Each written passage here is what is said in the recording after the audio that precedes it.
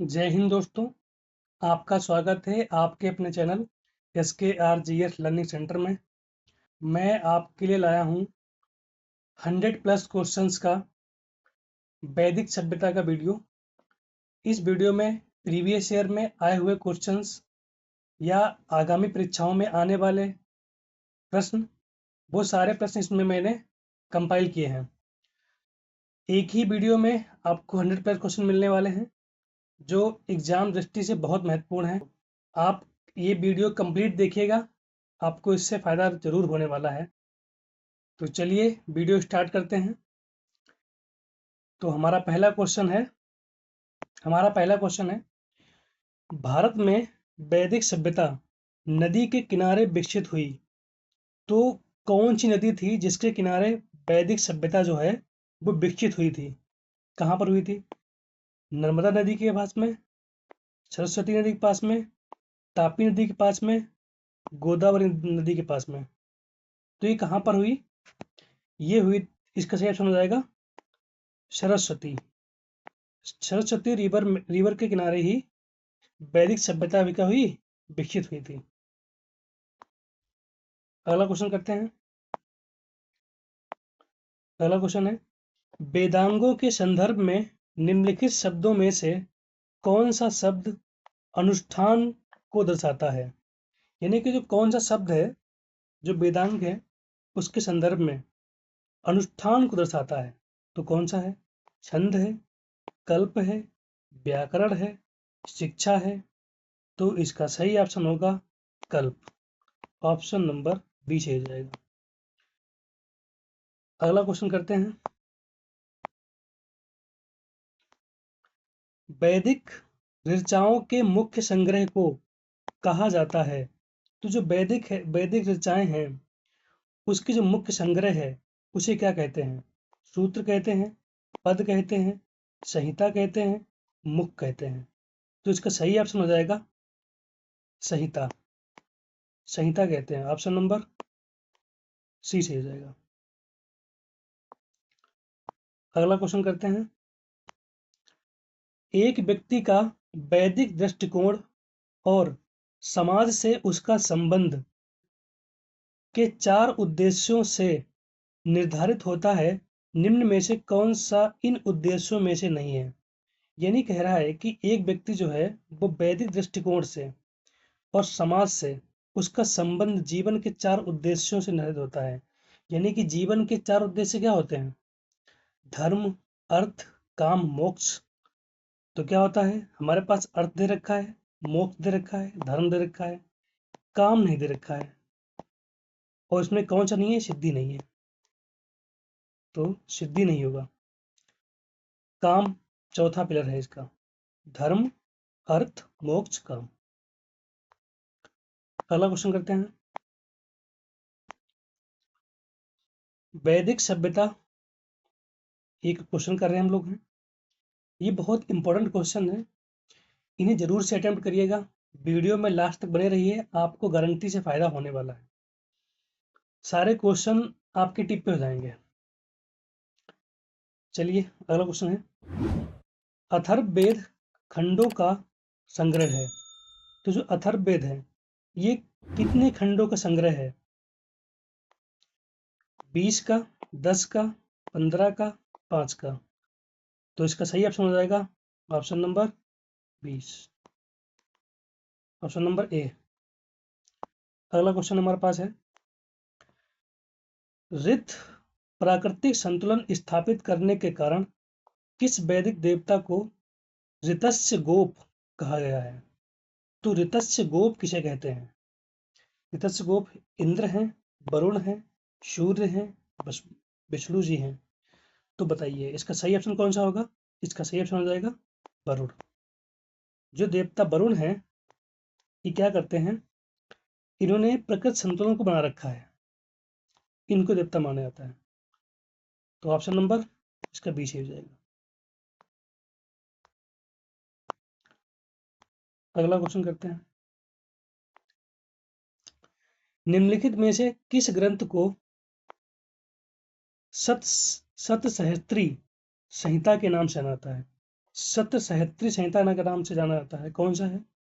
बृहत संहिता, महाभारत और रामायण, मनुस्मृति। तो इसका सही ऑप्शन हो जाएगा महाभारत, ऑप्शन नंबर बी। प्रसिद्ध 10 राजाओं का युद्ध, 10 राज युद्ध किस नदी के तट पर लड़ा गया? यानी कि 10 राजाएं थे, उनका युद्ध हुआ था,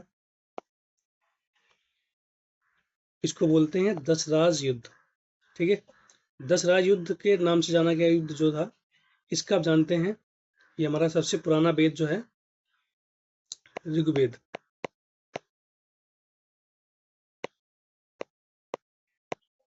ऋग्वेद जो है, तो ऋग्वेद में इसका क्या मिलता है? इसका उल्लेख मिलता है ऋग्वेद के 7वें मंडल में, 7वें मंडल में इसका उल्लेख मिलता है। और ये युद्ध लड़ा गया था, 10 राजा थे प्लस सुदास के बीच में, और इसमें 10 राजा हराए थे सुदास ने। तो ये पूछा गया किस नदी के तट पर हुआ था, तो नदी इसमें थी, इसका ऑप्शन गंगा है, या ब्रह्मपुत्र है, या कावेरी है, या परशुड़ी है। तो ऑप्शन हो जाएगा अपना डी, ये नदी थी परशुड़ी। परशुड़ी का मतलब होता है इसका आज जो प्रिंट में नाम चलता है इसका है वो रावी है, रावी। ठीक है, तो आगे बढ़ते हैं। अगला क्वेश्चन हमारा, अगला क्वेश्चन कैसा है, कहता है धर्म शास्त्रों में भू राजस्व की दर क्या है? जो दो धर्म शास्त्र हैं उसमें भू राजस्व किस हिसाब से लिया जाता था, उसका टैक्स? तो क्या 1/3 के हिसाब से था, यानी कि जो उपज होती थी उसका 1/3, जो उपज होती थी उसका 1/4, जो उपज होती थी उसका 1/6, जो उपज होती थी उसका 1/8? कौन सा होगा? जो 1/3, 1/8, 1/4, 1/8 का मतलब, अगर मैंने कहा कि किसी का गेहूं खेत में अगर 3 क्विंटल पैदा हुआ, ठीक है, तो वो उसमें से कितना ले लेगा? 1 क्विंटल ले लेगा जो राजा है, और 2 क्विंटल किसके बचेगा? जो किसान है। तो यानी कि तीन का एक, तो ऐसे ही उसमें चलता था सी, 1/6 के बाद। यानी कि अगर 6 क्विंटल गेहूं हुआ है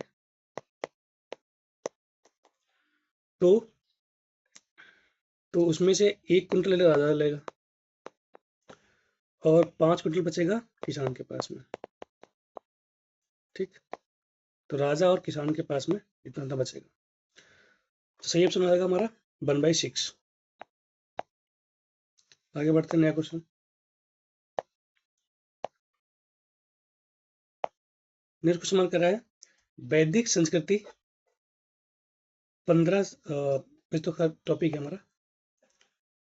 क्वेश्चन है 800 ईसा पूर्व से 600 ईसा पूर्व का काल किस युग से जुड़ा है? तो ये जो 800 ईसा पूर्व का मतलब होता है जो ईसा मसीह थे, यानी कि सन 1 से पहले, कितना, 800 साल पहले से और 600 साल पहले तक कौन सा काल रहा है? आप देखेंगे कि पहले 800 आया फिर 600 आया, क्योंकि जो ईसा पूर्व होते हैं ना, उसमें हम ईयर्स को एक अवरोही क्रम में लिखते हैं, घटते क्रम में, आरोही में लिखते हैं। जैसे हम लोग जो ईस चलती है, ईसवी चलती है, ईसवी, इसको लिखते हैं आरोही क्रम में, यानी कि बढ़ते क्रम में, ऐसे बढ़ते क्रम में। और जो ईसा पूर्व होता है, ईसा पूर्व को लिखते हैं कैसे? घटते क्रम में, घटते क्रम में। ठीक है, यानी कि ईसवी है तो इसको बोलते हैं आरोही, और ईसा पूर्व है तो इसको बोलते हैं अवरोही, अवरोही क्रम में। ठीक, तो कौन सा ऑप्शन हमारा होगा? ब्राह्मण युग होगा, या सूत्र युग होगा, रामायण युग होगा, या महाभारत युग होगा? तो इसका सही ऑप्शन होगा ब्राह्मण युग। जो ब्राह्मण युग था वो 800 ईसा पूर्व से 600 ईसा पूर्व तक रहा है। चलिए आगे क्वेश्चन करते हैं। किस काल में अछूत की अवधारणा स्पष्ट रूप से उदित हुई? तो जो अछूत था, जिसे आप जानते हैं कि उस एक वर्ग को अछूत माना जाता था, यानी कि उसकी छुई वस्तुओं को कोई टच नहीं करता था। और तो इसकी जो अवधारणा है ये लगभग किस काल से स्टार्ट हुई है? ऋग्वैदिक काल में थी क्या? उत्तर वैदिक काल में थी? उत्तर गुप्त काल में थी? या धर्मशास्त्र के काल में थी? तो इन चार ऑप्शन में से कौन सा ऑप्शन होगा? देखो, ऋग्वैदिक काल में ऐसा कुछ नहीं था, वहां पर आदमी स्वेच्छा से अपना कोई कर्म धर्म अपना सकता था। ऐसे लगभग उत्तर वैदिक काल में थोड़ा थोड़ा रहा है, गुप्त काल में भी थोड़ा थोड़ा रहा है। धीरे धीरे फिर क्या हुआ, जब धर्मशास्त्र का काम चालू हुआ, धर्मशास्त्र काल में क्या है, अछूत की अवधारणा आने लगी अच्छे से। तो सही ऑप्शन होगा डी, धर्मशास्त्र काल में। अगला क्वेश्चन करते हैं। ये क्वेश्चंस बहुत इंपॉर्टेंट है एग्जाम की दृष्टि से, तो इन क्वेश्चन को स्किप नहीं करना, बहुत अच्छा क्वेश्चन। अगला क्वेश्चन हमारे पास है, एशिया माइनर स्थित बोगास, यहाँ पे लिखा होगा बोगास, बोगास बोगास कोई बोगास कोई का महत्व इसलिए है, यानी कि जो एशिया माइनर एक स्थित बोगास कोई है, ये बोगास कोई के नाम से स्थान है, वो इसका महत्व इसलिए किस लिए है बताओ? वहां जो अभिलेख प्राप्त हुए हैं उनमें 4 वैदिक देवताओं इंद्र, वरुण, मित्र, नासत्य का उल्लेख मिलता है। इनमें 4 जो देवता हैं उसमें उसके अभिलेखों में इनका 4 देवताओं का उल्लेख मिलता है। यह मध्य एशिया व तिब्बत के बीच एक महत्वपूर्ण व्यापारिक केंद्र है, यानी कि जो मध्य एशिया और तिब्बत के बीच में क्या एक महत्वपूर्ण व्यापारिक केंद्र था। अगला ऑप्शन है, वेद के मूल ग्रंथ की रचना यहीं हुई थी। तो जो वेद के मूल ग्रंथ हैं क्या उनकी रचना मध्य एशिया में हुई थी? इनमें से कोई नहीं, तो कौन सा ये हो? तो बोगास कोई का जो महत्व है वो इसलिए है कि वहां वहां जो अभिलेख प्राप्त हुए उनमें जो 4 वैदिक देवताओं जैसे इंद्र हो गए, वरुण हो गए, मित्र, नसत्य, इनका वर्णन मिलता है उसमें। ठीक है, तो सही ऑप्शन होगा ए। आगे बढ़ते हैं। अगला क्वेश्चन कहता है, गायत्री मंत्र देवी सवित्र को संबोधित किस पुस्तक में मिलता है? तो जो गायत्री मंत्र है ये कहाँ मिलता है? क्या ऋग्वेद में मिलता है, या यजुर्वेद में मिलता है, उपनिषद में मिलता है, या भगवत गीता मिलता है?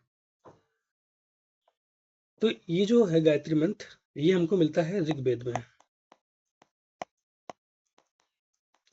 ऋग्वेद में मिलता है, और ऋग्वेद के किसमें मिलता है? तीसरे मंडल में, तीसरे जो थर्ड मंडल था उसका तीसरे मंडल में उल्लेख है ऋग्वेद का। जो गायत्री मंत्र है, गायत्री मंत्र होता है ना जो ओम भूर्भुवः स्वः वाला, भाई, तो ये किसमें मिलता है? ऋग्वेद में। ऑप्शन नंबर ए हो जाएगा। ध्यान रखें ये बहुत इंपॉर्टेंट है, कभी पूछता है कि ऋग्वेद के कौन से मंडल में गायत्री मंत्र मिलता है, गायत्री मंत्र का उल्लेख है, तो आप बताएंगे तीसरे मंडल में।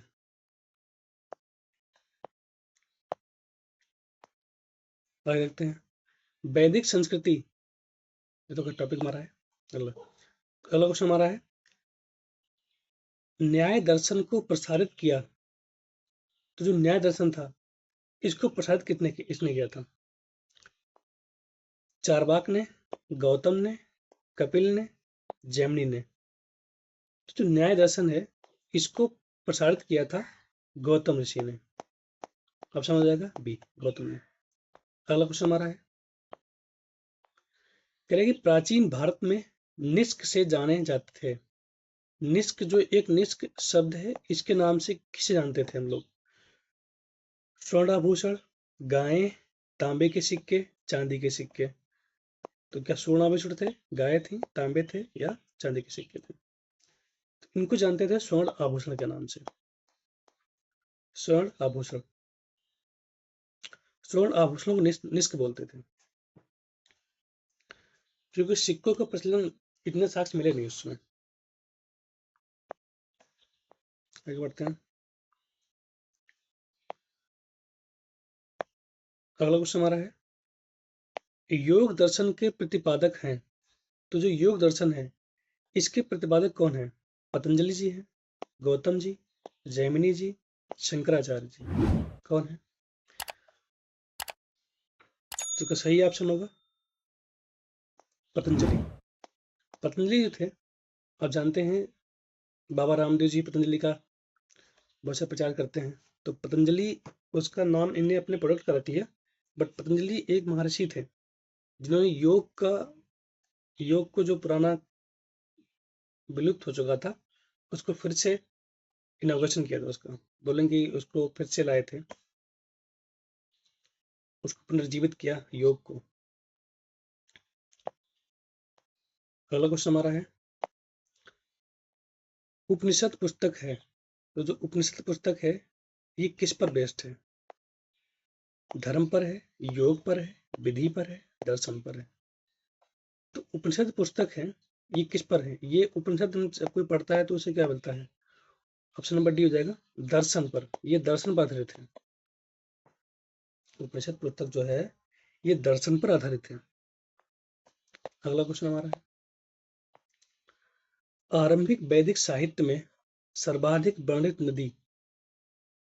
जो आरंभिक जो वैदिक साहित्य हैं, जो पुराने वैदिक साहित्य हैं, उसमें कौन सी नदी का अधिक बार यानी कि मैक्सिमम टाइम सर्वाधिक उसका वर्णन मिलता है? तो सिंधु नदी है, ये सतुद्री है, ये सरस्वती गंगा है, गंगा है? तो सही इसका ऑप्शन हो जाएगा सिंधु। सिंधु का नाम बहुत बार मिला है जो आरंभिक वैदिक साहित्य थे उनमें। अगला क्वेश्चन हमारा है, उपनिषद काल के राजा अश्वपति शासक थे। तो जो उपनिषद काल के जो राजा थे अश्वपति, ये शासक थे कहाँ के? काशी के थे क्या, केकय के थे, पांचाल के थे, विदेही के थे? तो इसका सही ऑप्शन हो जाएगा कैकय। केकय के ये राजा थे अश्वपति महाराज। ऑप्शन नंबर बी हो जाएगा। अगला क्वेश्चन हमारा है, अध्यात्म ज्ञान के विषय में नचिकेता और नियम यानी कि एम, नियम नहीं है यहाँ पर, नियम नहीं होगा, यहाँ पर होगा एम, और यम का संवाद किस उपनिषद में प्राप्त होता है? यानी कि जो अध्यात्म ज्ञान के विषय में, अध्यात्म में जो ज्ञान है, नचिकेता और यम का विसंवाद है, वो किस उपनिषद में दे रखा है? कौन सा उपनिषद है इसमें दे रखा है इसके बारे में, इनके संवाद के बारे में? तो एक पहला ऑप्शन हमारा है बृहदारण्यक उपनिषद, छांदोग्य उपनिषद, कठोपनिषद, केन उपनिषद। तो उसका सही आंसर होगा कठोपनिषद। जो कठोपनिषद है इसमें ही नचिकेता और यम जो से यमराज, उनका संवाद दे रखा है। ये इसमें दे रखा है, कठोपनिषद में दे रखा है। आगे बढ़ते हैं। अगला क्वेश्चन है, वैदिक नदी कुभा का स्थान कहाँ निर्धारित होना चाहिए? जो नदी है कुभा नाम की, ये कहाँ पर पड़ती है? अफगानिस्तान में पड़ती है, चीनी तुर्किस्तान में पड़ती है, कश्मीर में पड़ती है, या पंजाब में पड़ती है? तो ये कहाँ पड़ती है? इसका सही ऑप्शन होगा अफगानिस्तान में, क्योंकि दे रखा काबुल। काबुल किसकी कैपिटल है? अफगानिस्तान की है। ठीक, सही ऑप्शन होगा ए। आगे बढ़ते हैं। अगला क्वेश्चन है, कपिल मुनि द्वारा प्रतिपादित दार्शनिक प्रणाली तो इनके द्वारा दार्शनिक प्रणाली जो प्रतिपादित हुई है वो क्या है? पूर्व मीमांसा है, सांख्य दर्शन है, न्याय दर्शन है, उत्तर मीमांसा है। तो इसका सही ऑप्शन होगा सांख्य दर्शन। कपिल मुनि ने सांख्य दर्शन के बारे में ज्ञान दिया है। आगे बढ़ते हैं। अगला क्वेश्चन हमारा है, भारत के किस स्थल की खुदाई से लौह धातु के प्रचलन के प्राचीनतम प्रमाण मिले हैं? यानी कि जो लौह धातु है, कौन से स्थल है जिसकी खुदाई हुई और लौह धातु के प्रचलन की प्राचीनतम प्रमाण मिले हैं? तो सही आंसर का ऑप्शन क्या होगा? तक्षशिला, अतरंजी खेड़ा, कौशाम्बी, हस्तिनापुर। अब बहुत से लोग के दिमाग में आएगा हस्तिनापुर, क्योंकि वहां पर महाभारत युद्ध हुआ था। लेकिन कहाँ पे हुआ है? अतरंजी खेड़ा। यहाँ पर साक्ष्य मिले हैं कि लोहा का प्रचलन हुआ था।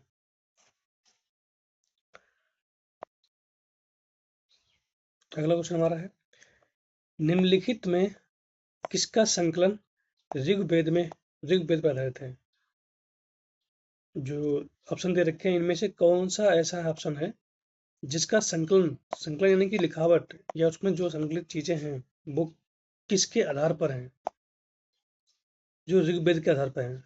कौन सा वेद है? यजुर्वेद, सामवेद, अथर्ववेद, इनमें से कोई नहीं। तो इसका सही आंसर होगा सामवेद, क्योंकि सामवेद में भी क्या है, वैसे ही जैसे जैसे ऋग्वेद में मंत्र दे रखे हैं, इसमें भी मंत्र दे रखे हैं, उनका गायन किया जाता है उस तरीके से। अगला क्वेश्चन हमारा है, निम्नलिखित में कौन प्रास्थानत्रयी में शामिल नहीं है? तो कौन शामिल नहीं है?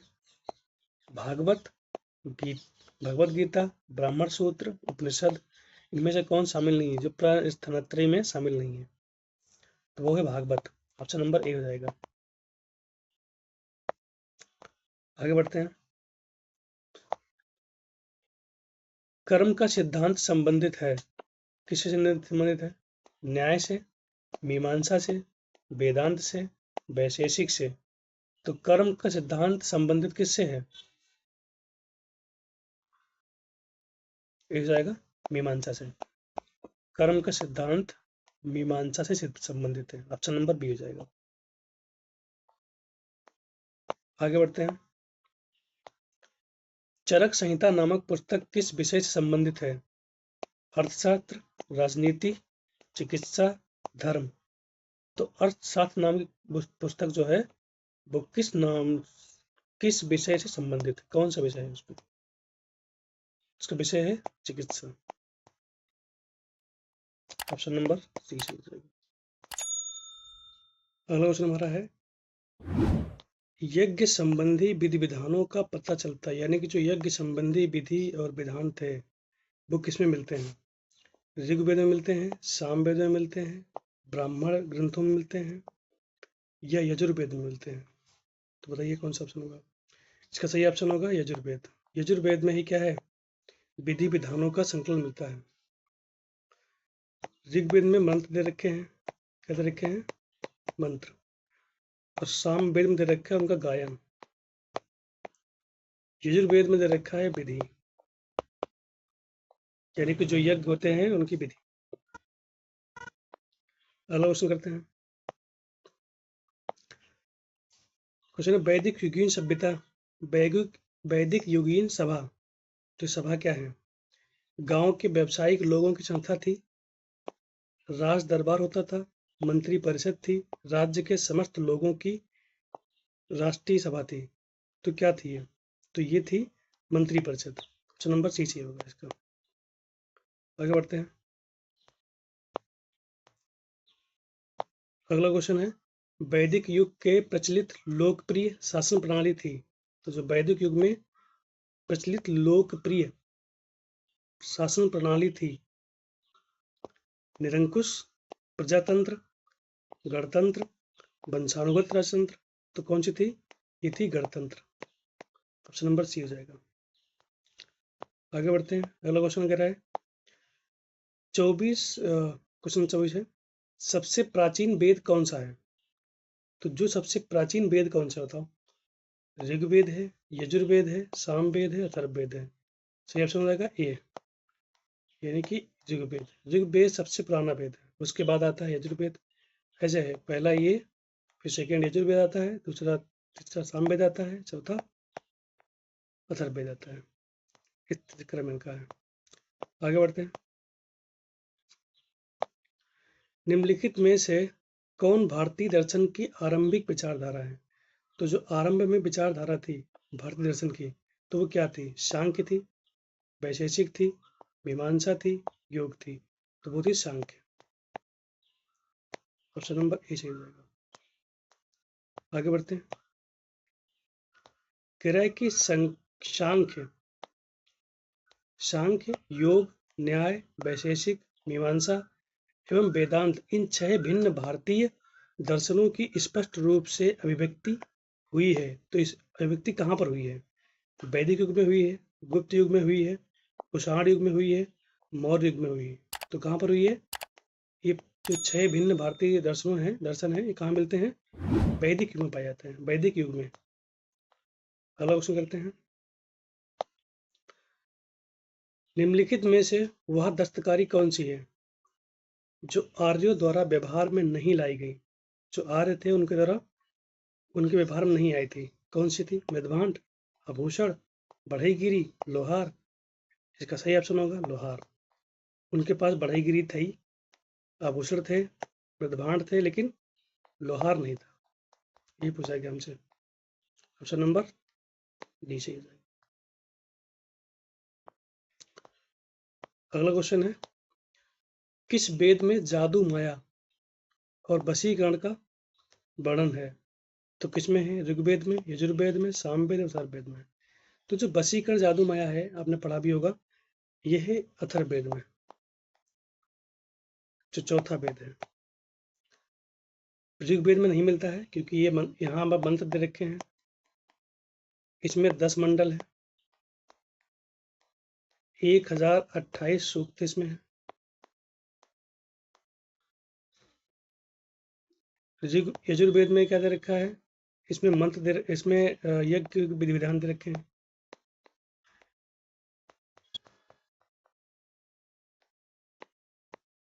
यज्ञ के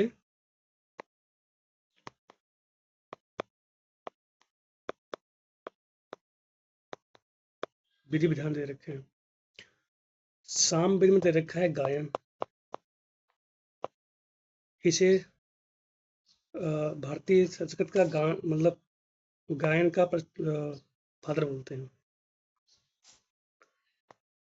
अगला बोलते हैं। अगला क्वेश्चन हमारा है, आर्य शब्द इंगित करता है। तो आर्य शब्द जो है वो किस चीज को इंगित करता है? निर्जाति समूह को, या यावरी जन को, और भाषा समूह को, या श्रेष्ठ वंश को। तो इसका सही ऑप्शन हो जाएगा श्रेष्ठ वंश। आर्य का मतलब होता है श्रेष्ठ।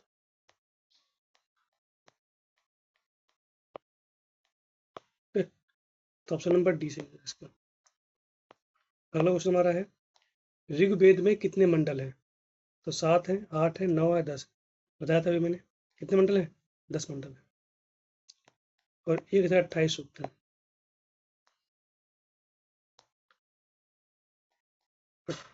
1028 सूक्त हैं। इसके 10वें मंडल में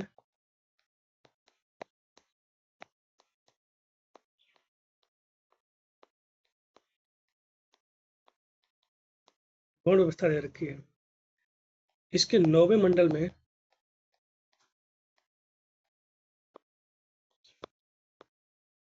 देवता सोम के बारे में बताया गया है। इसके 7वें मंडल में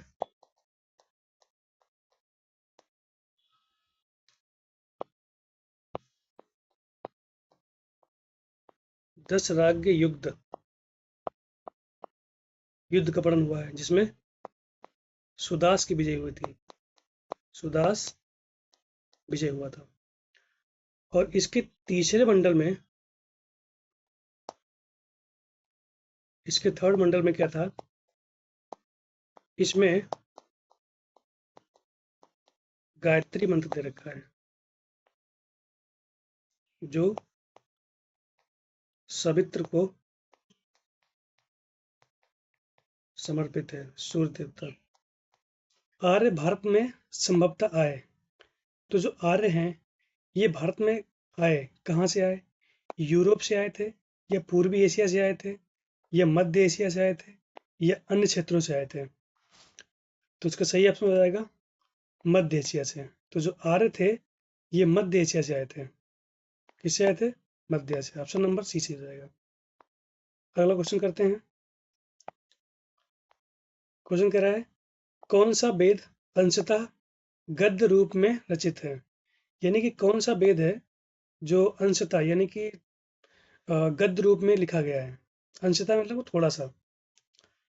तो कौन सा ऋग्वेद है, यजुर्वेद है, कि सामवेद है, अथर्ववेद है? तो इसका सही ऑप्शन हो जाएगा यजुर्वेद। Option number B. अगला क्वेश्चन करते हैं। वैदिक संस्कृति 1500 ईस्वी पूर्व से 600 ईस्वी पूर्व, तो इसके क्वेश्चन कर रहे हैं हम लोग, ठीक है। क्वेश्चन कह रहा है सभा और समिति प्रजापति की दो पुत्रियां थीं। सभा और समिति प्रजापति की दो पुत्रियां थीं का उल्लेख किस वेद में मिलता है? कौन सा वेद इसमें? सभा और समिति जो हैं वो प्रजापति की दो पुत्रियां थीं, तो कौन सा है? ऋग्वेद है, यजुर्वेद है, सामवेद है, अथर्ववेद है? तो ये कहाँ मिलता है? इसका सही ऑप्शन हो जाएगा ऑप्शन नंबर डी, अथर्ववेद में मिलता है। ऑप्शन नंबर डी से हो जाएगा।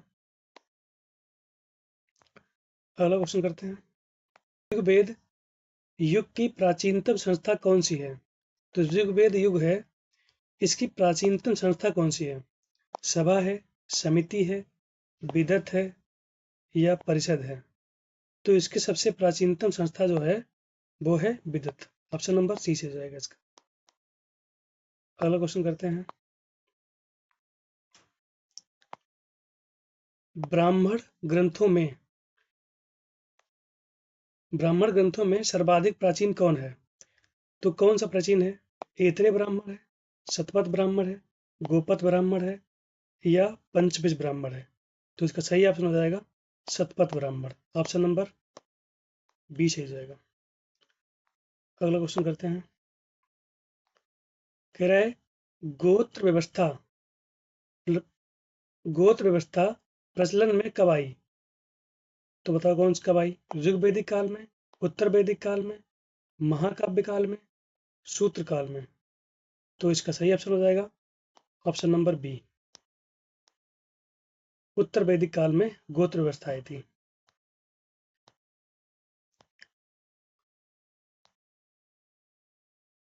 अगला क्वेश्चन है, यहाँ पर होगा अनुलोम विवाह, ये नहीं होगा। अनुलोम विवाह का अर्थ है, तो जो अनुलोम विवाह है इसका अर्थ क्या है? उच्च वर्ण पुरुष का निम्न वर्ण नारी के साथ विवाह, या निम्न वर्ण पुरुष का उच्च वर्ण नारी से विवाह, उच्च वर्ण पुरुष का उच्च वर्ण की नारी से विवाह, या निम्न वर्ण पुरुष का निम्न वर्ण के साथ विवाह? तो इसका सही ऑप्शन हो जाएगा उच्च वर्ण का पुरुष और निम्न वर्ण की नारी के साथ विवाह जो होता है उसको बोलते थे अनुलोम विवाह। ऑप्शन नंबर ए से हो जाएगा। अगला क्वेश्चन हमारा है वैदिक युग में यज्ञ कहा जाता है। तो जो वैदिक युग में यज्ञ किसे कहते थे? यज्ञ नहीं बोलेंगे, ये होगा यब। यब किसे कहते थे? यब कहते थे जौ को। इसका सही ऑप्शन होगा जौ। बाकी ऑप्शन है गेहूं, चावल, इनमें नहीं होते। गेहूं नहीं, चावल नहीं होगा, जौ होगा, बी ऑप्शन होगा। अगला क्वेश्चन है व्रीहि, ये जो व्रीहि शब्द है किसके लिए प्रयुक्त हुआ है? किसके लिए हुआ है? चावल के लिए, गेहूं के लिए, जौ के लिए, कपास के लिए? तो किसके लिए हुआ है? ये हुआ है चावल के लिए। सही ऑप्शन हो जाएगा ए। अगला क्वेश्चन है अथर्व शब्द का अर्थ है। तो जो अथर्व शब्द है इसका अर्थ क्या है? पवित्र जादू, यज्ञ, स्तुति, दर्शन? इसका सही ऑप्शन हो जाएगा ए। अगला क्वेश्चन हमारा है, प्राचीनतम व्याकरण अष्टाध्यायी के रचनाकार हैं। तो जो अष्टाध्यायी है, इसके रचनाकार कौन है? जो प्राचीनतम व्याकरण है, कौन सा है? गौतम, कपिल, पतंजलि, पाणिनि। इसका सही ऑप्शन होगा डी। ऑप्शन डी हो जाएगा, होगा पाणिनि। जो पाणिनि ऋषि थे उन्होंने जो पाणिनि ऋषि थे इन्होंने ही अष्टाध्यायी व्याकरण की रचना की थी। अगला क्वेश्चन हमारा है, निम्नलिखित में से कौन सी स्मृति प्राचीनतम है? मनु स्मृति, याज्ञवल्क्य स्मृति, नारद स्मृति, पराशर स्मृति। इसका सही ऑप्शन हो जाएगा ऑप्शन नंबर ए, मनु स्मृति। अगला क्वेश्चन है, आदि काव्य की संज्ञा किसे दी जाती है? तो जो आदि काव्य है इसकी संज्ञा किसे दी जाती है? तो इसका ऑप्शन होगा रामायण, महाभारत काल, गीता, भागवत पुराण। तो इसका सही ऑप्शन हो जाएगा ऑप्शन नंबर ए, रामायण। इसको बोलते हैं आदि काव्य। अगला क्वेश्चन है, प्राचीनतम पुराण। तो सबसे प्राचीनतम पुराण है वो कौन है? मत्स्य पुराण, भागवत पुराण, विष्णु पुराण, वायु पुराण। तो इसका सही ऑप्शन हो जाएगा ऑप्शन नंबर ए, मत्स्य पुराण।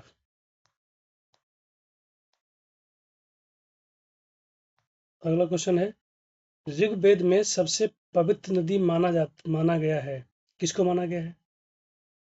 सिंधु को, सरस्वती को, परफणी को, शतुद्री को। परफणी बोलते हैं रावी को, शतुद्री बोले सतलज को। सतलज को। तो इसका सही ऑप्शन हो जाएगा ऑप्शन नंबर बी।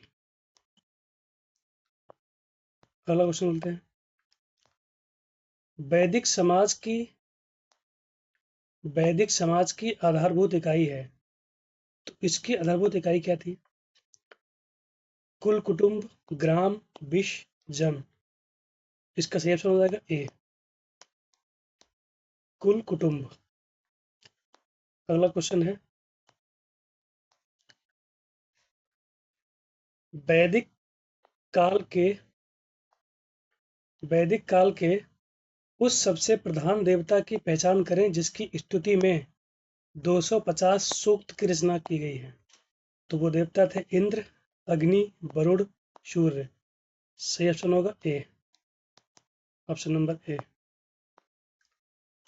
अगला क्वेश्चन है, किस वेद में सभा को नरिष्ठ अर्थात सामूहिक वाद विवाद या अनुल्लंघनीय कहा गया है? तो सही ऑप्शन होगा ऋग्वेद, यजुर्वेद, सामवेद, अथर्ववेद। तो इसका सही आंसर होगा अथर्ववेद, ऑप्शन नंबर डी। आगे बढ़ते हैं।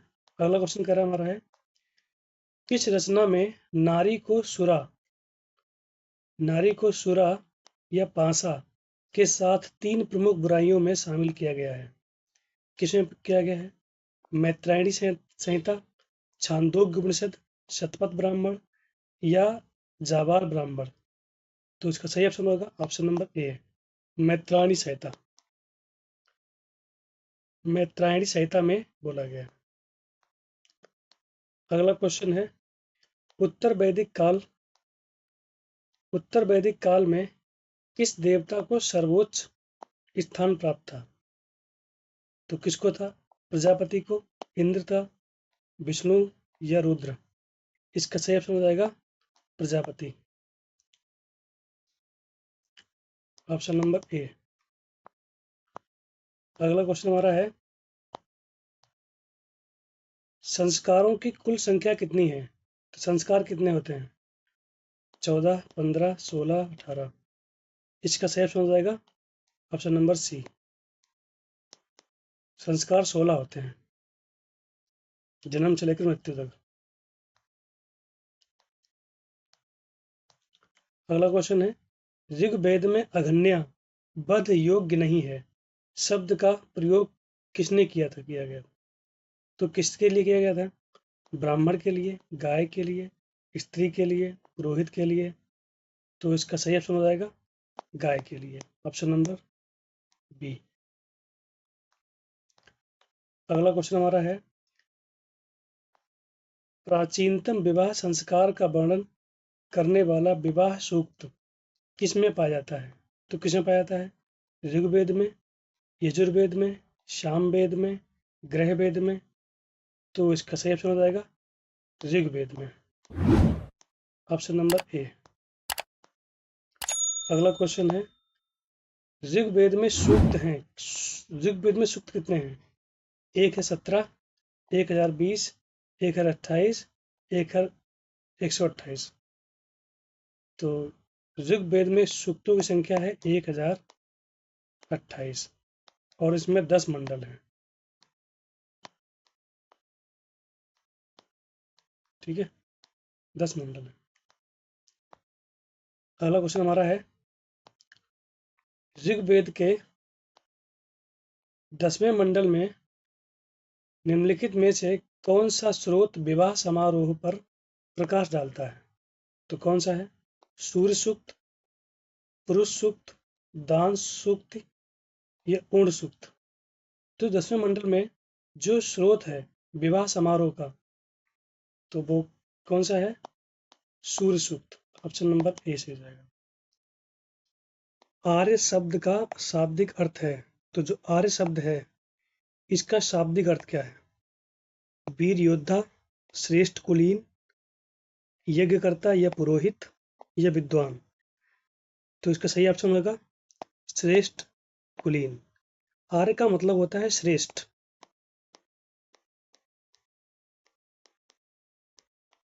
का श्रेष्ठ मतलब होता है। अगला क्वेश्चन करते हैं,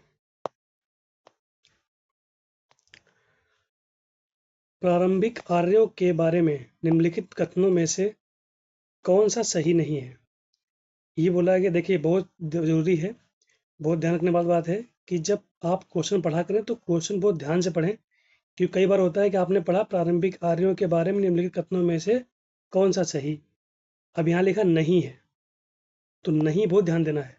नहीं है तो इसका मतलब है इसमें से कुछ ऑप्शन होंगे जो दे रखे होंगे जो होंगे और एक नहीं होगा। तो देखते हैं, क्वेश्चन है, वे संस्कृत बोलने वाले थे, वे कई झुंडों में भारत पहुंचे, वे मुख्यतः नगरों में निवास करते थे, वे घुड़सवारी किया करते थे। तो वो घुड़सवारी भी करते थे, वो झुंडों में रह रहते थे, वे संस्कृत बोलने वाले थे, बट वो क्या नहीं थे?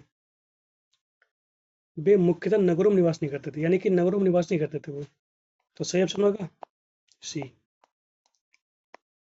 सही ऑप्शन सही होगा सी। अगला क्वेश्चन करते हैं,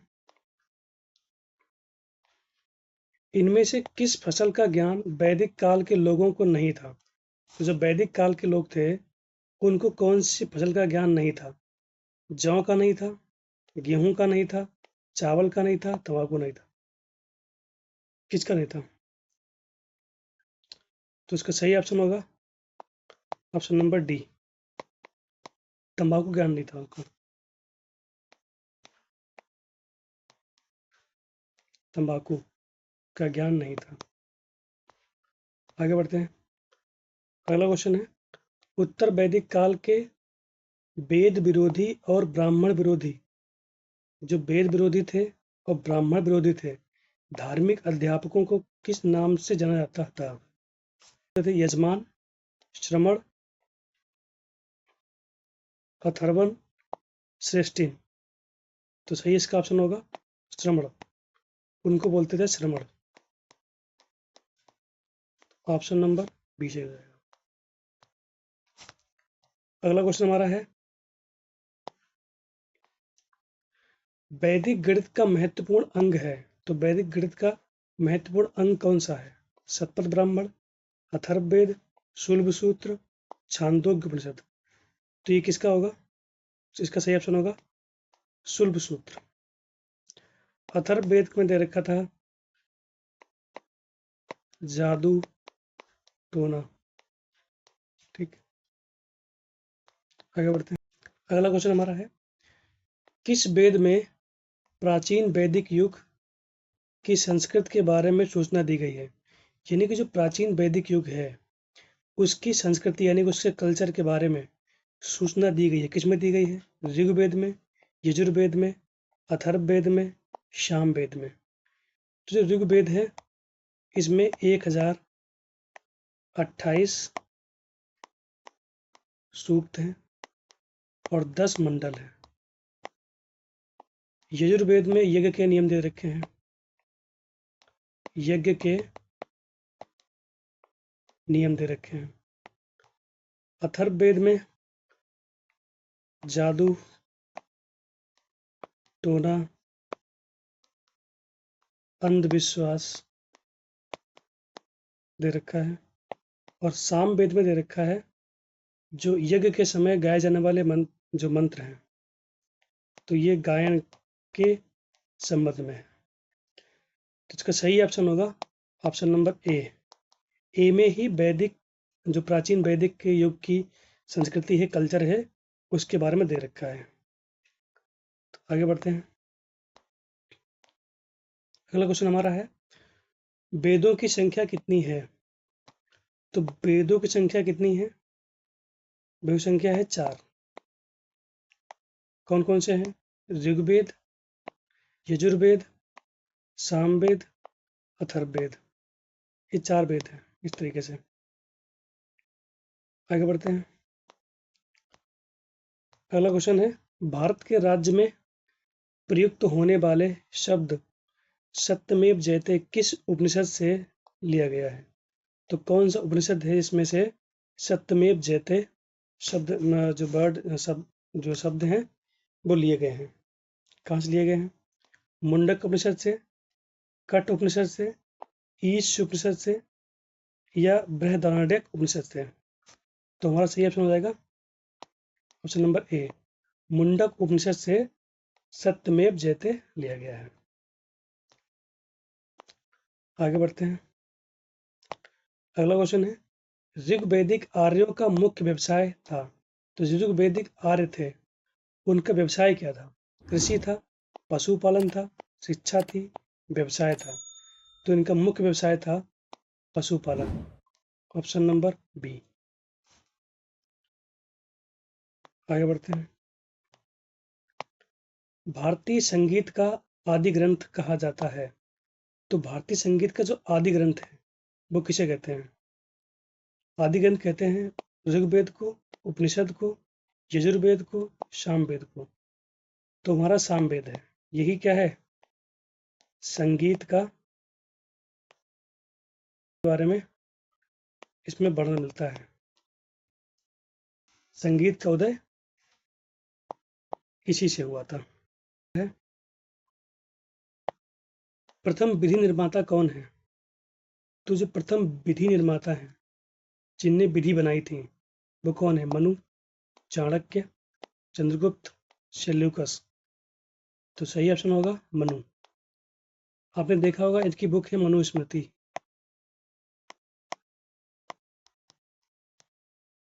जिसको B.R. अम्बेडकर ने जलाया भी था।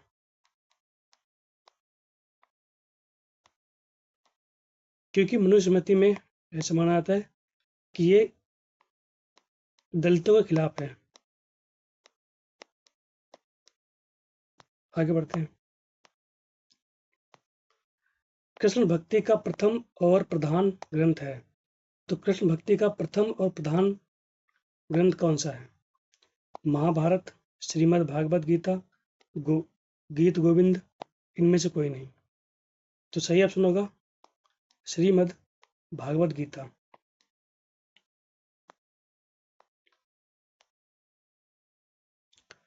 अगला क्वेश्चन है ऋग्वेद में संपत्ति का मुख्य रूप क्या है?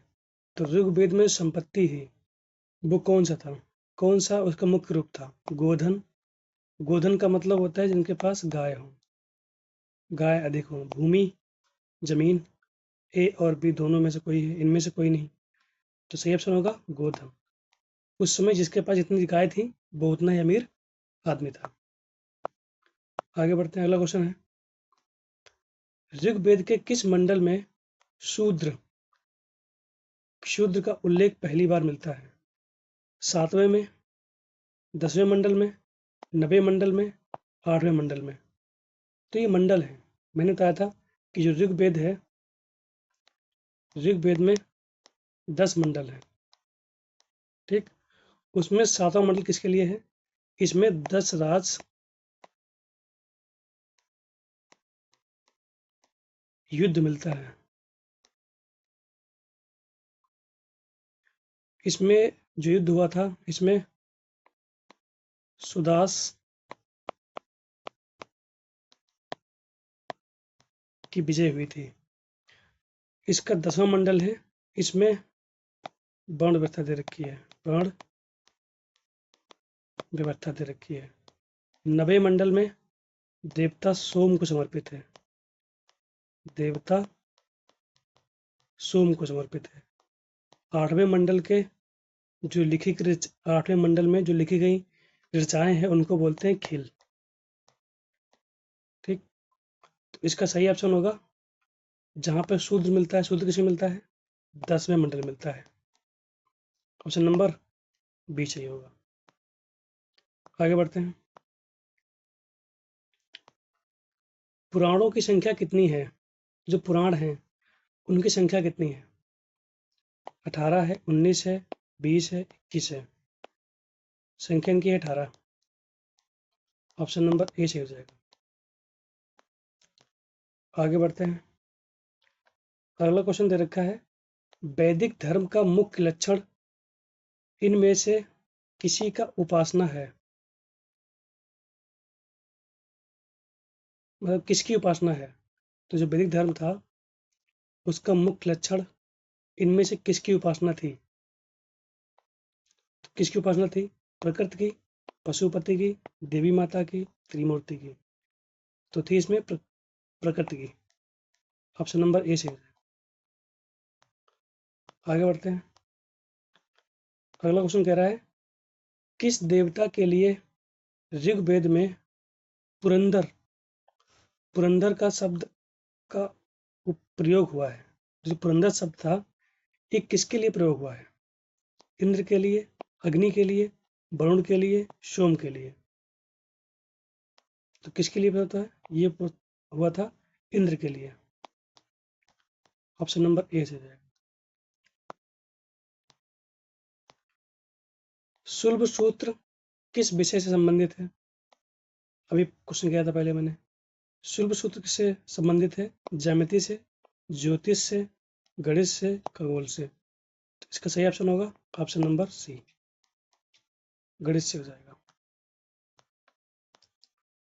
अगला क्वेश्चन है, अस्तो माँ सदगमय, तमसो माँ ज्योतिर्गमय, मृत्योर्मा अमृत गमय? कहाँ से मिला गया है? कहाँ से लिया गया है? तो जो ये मंत्र है ये कहाँ से लिया गया है?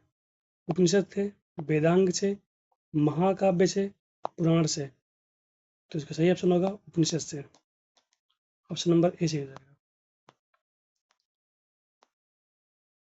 आर्य भारत में बाहर से आए और सर्वप्रथम कहाँ बसे? कहाँ पर बसे थे ये? तो कहाँ से आए थे? ये आए थे मध्य एशिया से, लेकिन बसे कहाँ पर? समातट में, प्राग ज्योतिष में, पंजाब में, पांचाल में? तो ये बसे थे पंजाब में। ऑप्शन नंबर सी सही हो जाएगा। अगला क्वेश्चन हमारा है, वेदों को अपौरुषेय क्यों कहता है? तो जो वेद हैं इनको अपौरुषेय क्यों कहते हैं? क्यों कहते हैं? वेदों की रचना देवताओं द्वारा की गई, वेदों की रचना पुरुषों द्वारा की गई, वेदों क्योंकि वेदों की रचना ऋषियों द्वारा की गई है, ऋषियों ने की या पुरुषों ने की या देवताओं ने की?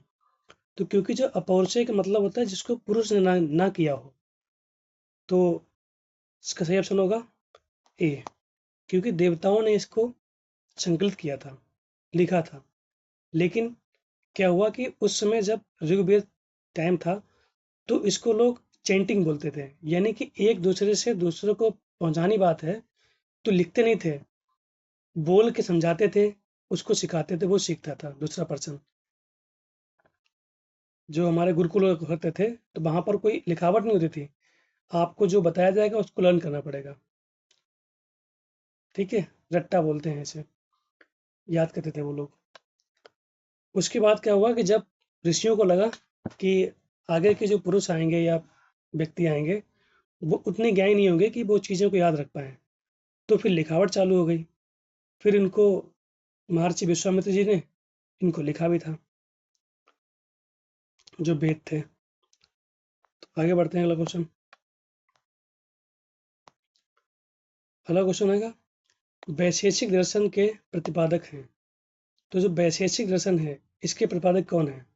कपिल है, अक्षपाद गौतम, उलूक कड़द, पतंजलि। तो इसका सही ऑप्शन होगा उलूक कड़द। आगे बढ़ते हैं। अगला क्वेश्चन कह रहा है, मीमांसा या पूर्व मीमांसा दर्शन के प्रतिपादक है। तो जो मीमांसा या पूर्व मीमांसा, जो मीमांसा है ये कर्म पे आधारित है। इसके बारे इसमें दे रखा है, जो कर्म होता है उसके बारे में वर्णन दे रखा है इसमें। तो इसमें बोला कि दर्शन के प्रतिपादक कौन है? जैमिनी है, बादरायण है, कपिल है, गौतम है। तो कौन है? जैमिनी है। इन्हीं ने मीमांसा को लिखा था। आगे बोलते हैं। अगला क्वेश्चन है, ऋग्वेद का कौन सा मंडल पूर्णतः सोम को समर्पित है? बताया था अभी मैंने। 7वां मंडल, 8वां मंडल, 9वां मंडल, 10वां मंडल।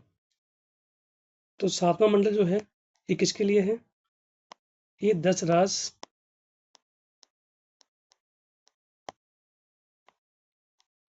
जो युद्ध हुआ था उसके लिए है। 8वां मंडल में जो लिखी गई रचनाएं हैं उनको बोलते हैं खिल। 9वें मंडल में दे रखा है देवता सोम का, देवता सोम के बारे में। 10वें दे रखा है बाण व्यवस्था। तो सही ऑप्शन होगा option number 9, option number C. आगे बढ़ते हैं। अगला क्वेश्चन है हमारा, वेदांत या उत्तर मीमांसा, वेदांत या उत्तर मीमांसा के प्रतिपादक हैं। कौन प्रतिपादक भैया है इनका?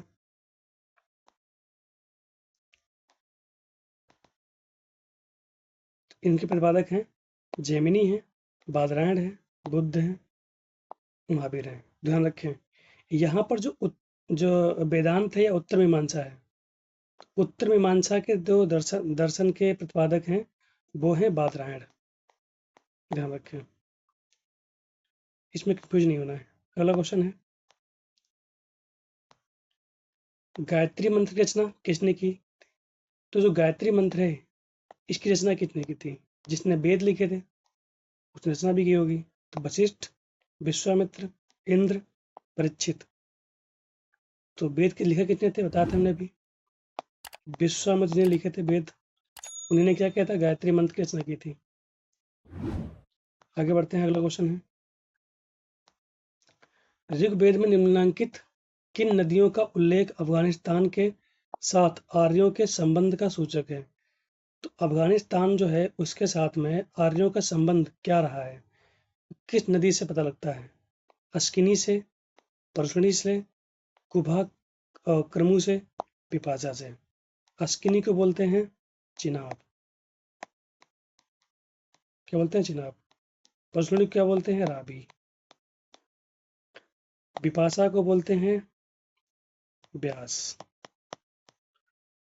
और जो कुभा है, क्रमु है, यही जो रिवर हैं ये मिलती है कहाँ पर? ये मिलती है अफगानिस्तान में। ठीक, जिसका सही ऑप्शन होगा ऑप्शन नंबर सी। आगे बढ़ते हैं। अगला क्वेश्चन है, निम्नलिखित में से कौन मूलतः जल या समुद्र का देवता था?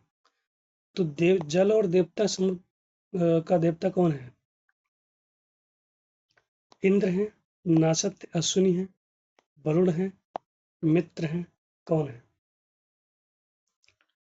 तो इसका सही ऑप्शन आएगा वरुण।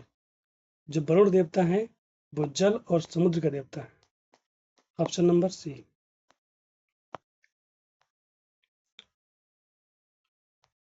अगला क्वेश्चन है, अवेस्ता और ऋग्वेद में समानता है।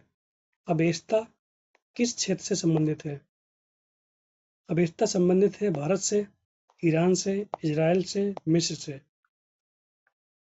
अवेस्ता और ऋग्वेद में संबंध है तो किस में मिलता है? ये मिलेगा ईरान से संबंधित है। ऑप्शन नंबर बी सही हो जाएगा इसका। आगे बढ़ते हैं। अगला क्वेश्चन है, निम्नलिखित में से कौन सी वैदिक आर्यों की लाक्षणिक विशेषता नहीं है? फिर देखो नहीं वाला क्वेश्चन आ गया। इसमें बोला कि कौन सी नहीं है। वे अश्वों, रथों और कांस्य के उपयोग से परिचित थे। वे लोहे के उपयोग से परिचित थे। वे गौ से परिचित थे जो जो संपत्ति का सर्वाधिक महत्वपूर्ण थी। और इसका डी ऑप्शन होगा, वे ताम्र और आधुनिक हल फाल के उपयोग से परिचित थे। तो इससे तो परिचित थे ही वो लोग। पूछा गया है कौन सा नहीं था, तो नहीं कौन सा है? नहीं इसका होगा, वे लोहे के उपयोग से परिचित नहीं थे। ऑप्शन नंबर बी सही जाएगा। बाकी वो लगभग सब चीज़ परिचित थे। थैंक यू यहाँ तक बने रहने के लिए। आशा करते हैं कि आपको ये लेक्चर अच्छा लगा होगा। अगर लेक्चर अच्छा लगता है तो चैनल को लेक्चर को लाइक करें और सब्सक्राइब भी करें, ताकि कोई भी वीडियो हमारा लेक्चर पहले आए सबसे पहले आपको मिले। ओके।